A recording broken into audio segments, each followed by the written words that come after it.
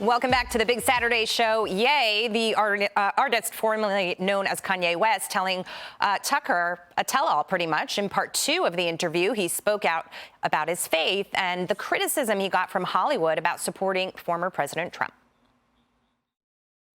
It drove me crazy to not be able to say that I like Trump. I never actually told people that I like Trump when he was running because I was bullied by Hollywood, because I stayed in Hollywood and people were like, think about your kids, and I'm trying to hold on to the marriage, so I'm just biting my tongue. Like, there's so many fathers and mothers that go to work every day and they're in a situation where they're biting their tongue because they think it will be better for their children. That's right. So even me in my position, I was biting my tongue on my political opinion because I thought it would be better for my children. Kanye's doing it too. We know so many people who have said this, and they were silent when it came to polling before voting in 2016. But here we are again, and he's finally speaking out about it to shed some light on it, to show that, you know, this is going on with everybody. Yeah, I'm fired up about this, and thank you for coming to me first. I'm sure I'm the only one here that listens to rap music. Anyway, you better stop now. Don't get me started. What's your favorite rap artist? Oh, well, we're going back to the early 90s. Okay, Tupac, Biggie, I don't discriminate. Tupac and Biggie, okay. Yeah, please. But you know what, I'll tell you, in Hollywood, you will get shunned, but nowadays you can get shunned being in Connecticut. Yeah. It doesn't matter where you are. When it comes to Christian values, we've seen a constant trend that if you vocalize that, then people will say, yeah, maybe you shouldn't be with us. We don't like that. We're not appreciative of that. And especially me being a black conservative who's written a book called Taken for Granted, How Conservatism Can Win Back the Americans That Liberalism Failed. Pick that up. With me in that situation, I got shunned from my own family members. People who say they love me and support me. This was many years ago. So I know that this is a consistent theme, especially when it comes to being a black person who's saying that they're conservative in this country. It's almost like you got to be controlled. If you don't say what we think black people should say, then you're shunned. And that's so disappointing, disgusting. And we see it a lot with white liberals. They are the problem, especially when this issue comes up. And Joe Biden said it, by the way. If you don't vote for me, you ain't black. Yeah, That's right. He told you. That's right. That's definitely one of the issues. It's about religion, Lara. It's also about associating yourself with President Trump. Yeah. I mean, it's so sad and it's so crazy. I got to say, I really enjoyed so much of this interview with Kanye West. I thought it was just so refreshing to finally have somebody come out. He wasn't worried about his brand. He wasn't worried about his social media following.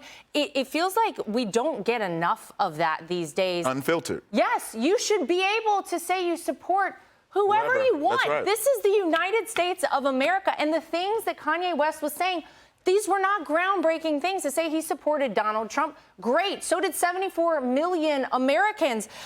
To say essentially that all lives matter, something that got people fired from their jobs, canceled in so many different respects 2 years ago, that's basic. If you believe that God is the creator of all humans and all things, then all lives matter. And Kanye West said it. So I just thought it was so nice to get somebody to just talk about And he actually elaborates on living for God in the interview. So I want to just take this soundbite too.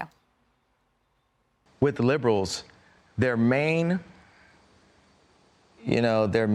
tool is, that they use are artists and influencers.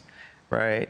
But then God has the #1 artist and the #1 influencer as a conservative. So I always chuckle at that. With Candace Owens, and we both wore the shirt at the same time. We got some Jesus soldiers out here, and people say they're willing to die for it, but we live for it. We're living for the battle. And what's the battle for? Life itself. Sean? Listen, I love this because he's a free thinker. He's speaking his mind, which he's entitled to. To Laura's point, half of America voted for Donald Trump. He won one election, lost another, and to think that that's an unacceptable viewpoint in Hollywood. But this is really threatening to liberals. because he's courageous. He's speaking the truth, and if Kanye can speak the truth, maybe other black right-leaning conservatives can speak the truth as well. And all of a sudden, the emperor has no clothes, and you have this explosion of conversation about what do Democrats do for the African American community? How have they helped us out? How is my life better? They failed us. You want to defund the police, but look what it does to my neighborhood. You want to open up the borders? They don't live in your neighborhood. The crime's not in your neighborhood. You live in a gated community. People with guns protect you, but not me. I think that conversation liberals can't handle, and Kanye speaking out with such a large platform is very dangerous to Democrats, which is why they have to try to destroy him. The 2 quick points. What I've seen is oftentimes, more than not, Black lives don't matter to many Democrats. Black votes do.